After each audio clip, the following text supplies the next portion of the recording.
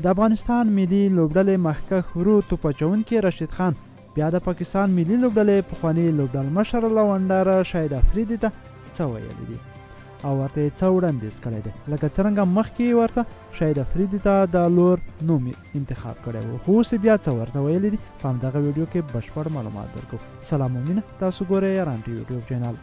د افغانستان ملي لوبډلې مخکښ ورو توپ اچوونکي رشید خان د پاکستان ملي لوبډلې پخواني لوبډل مشر او لونډر شاهد افریدي ته د هغه د کلیزې په مناسبت سره مبارکي ویلې ده. شاهد افریدي چې د مارچ په لومړۍ نیټه په 1980 کال کې د خیبر پښتونخوا په خیبر ایجنسۍ کې زیږېدل، نن د 40 کالو شو.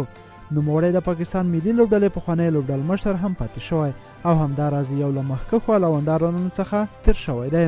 رشید خان نوموړي ته د هغه د 40مې کلیزې په ورځ په ټویټر باندې یو ټویټ کړی، مبارکي ویلې ده او لیکلي دي: شاهد افریدي لالا د کلیزې مبارکي درته وایم، د راتلونکي کال درته له خوشحالیو ډک غواړم. شاهد افریدي یو مهال دومره چټکه توپوهنه ترسره کوله چې د پاکستان د ټولو لوبو بریا او ماتې ورپورې تړلې وه او هر کله چې به شاهد افریدي ښه توپوهنه ترسره کړه پاکستان به یې بریالی کړ چې پاکستان ته یې ډېرې بریاوې ور په برخه کړي دي. شاهد افریدي چې ښی لاس توپوهونکی او لیګ بریک ګوګلي توپ اچونه یې ترسره کوله، اوس هم په تجارتي لیګونو کې لوبیږي.